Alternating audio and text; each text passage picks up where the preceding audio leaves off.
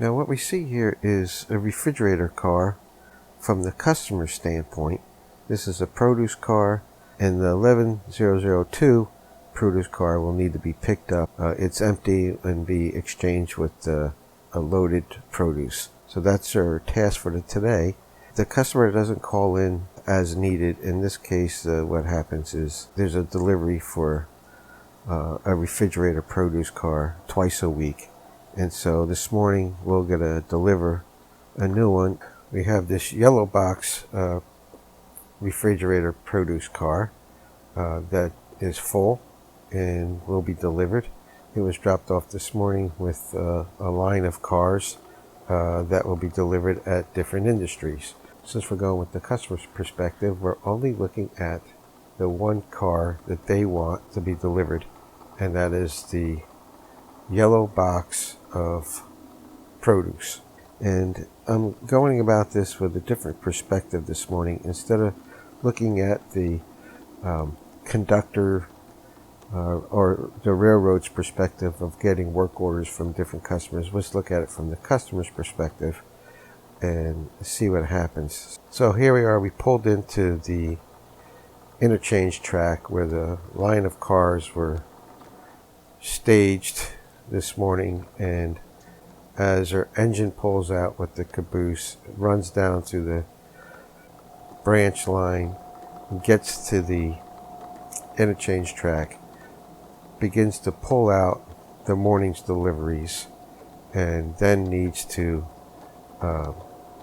get around it, so it will drive it over to a runaround area.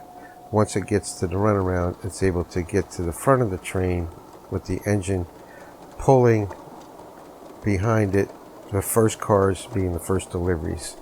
In this case, the first delivery being the yellow refrigerator produce car.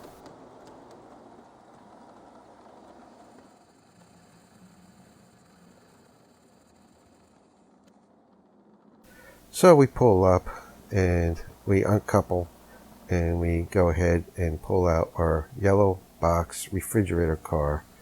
But the first thing we need to do is clear the line, clear the spur of the cars that are on it now, including the one car, the brown box with the freight in it, that will need to get out of the way momentarily until we can get the produce car spotted right where it needs to be. So we're going to back up a little bit and grab the empty produce car with the freight car and clear the line as we going along.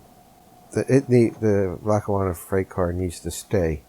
They hadn't finished unloading that one yet.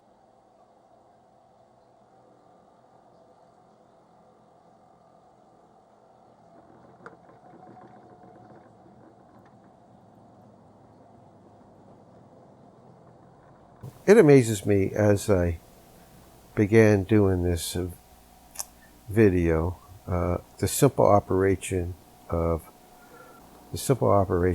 switching one car and the amount of work that's involved.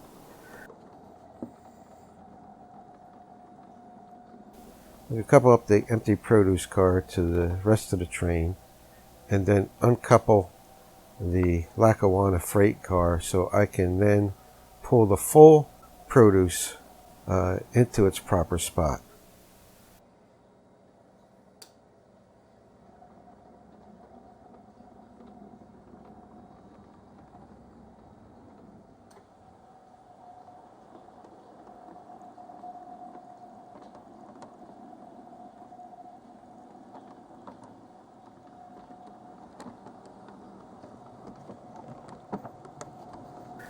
And so here we are. We spot the full produce refrigerator car right where it needs to be, and for all intended purposes, from the customer's perspective, the job is done, with the exception of they need their brown box freight car to be respotted.